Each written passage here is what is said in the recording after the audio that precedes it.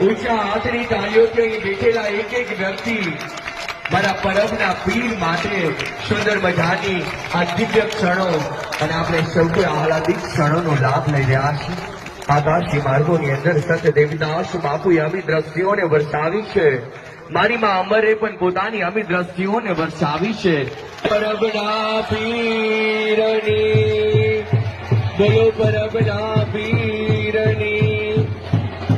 Sant Devidas, Sant Devidas, Amar Devidas.